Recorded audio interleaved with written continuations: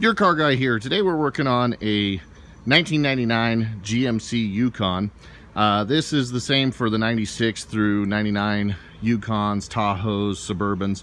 What we're going to do is we're going to change out the mirrors. Now never mind that the hood's missing, I sent it off to be painted. So you see the mirror is burned pretty badly and discolored, and the passenger mirror looks about the same. So what we're going to do is we're going to change the mirror out. This is a quick, easy job.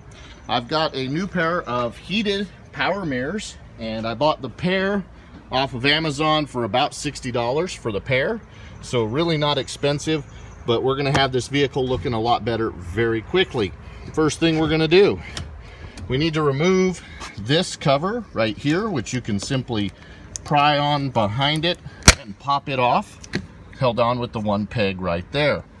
Then you'll remove this insulating plug right here, which noise barrier insulator. Then you'll be able to see inside here. We're going to have 3 nuts that will need to be removed. They're going to be a 10 millimeter and the single plug that we will unplug right there for the mirror. It's that simple. We're going to take out those 3 bolts or 3 nuts and unplug the mirror and swap on the new mirror. So one thing to note, I use a 10 millimeter flex head ratchet wrench to remove the nuts in here as I'm reaching through this small hole. And it's also a good idea, as once you get them loose and you're working them off with your fingers, have a magnet right there so that you don't drop the nuts down into the door.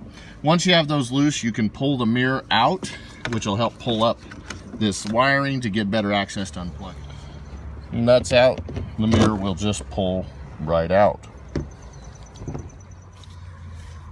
Now it's helpful to use something to hold the lower wiring up. In this case I have a tool with a hook on the end of it that I can get up underneath the wiring and hold the bottom part of the wiring so I'm not going to lose it down in the door. Then on the top of the latch, and it's difficult to see, there's a little spot where we're just going to pry up with a screwdriver, and it will release the electrical connector and we can plug in our new mirror.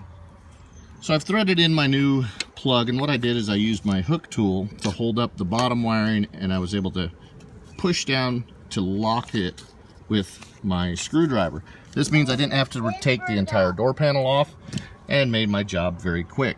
Next, I'm just going to bolt the mirror on and tighten it up and test operation. Okay, I have the new mirror on. Now, I did go ahead and test the electric before I put the cover on, just in case for whatever reason it doesn't work. And it's as simple as tightening up my mounting nuts and then putting my cover on. Don't forget to tuck the insulation foam back in.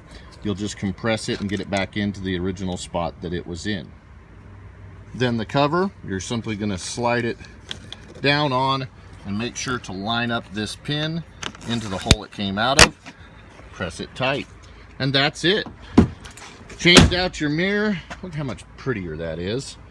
And we have all of our function, makes the vehicle look better.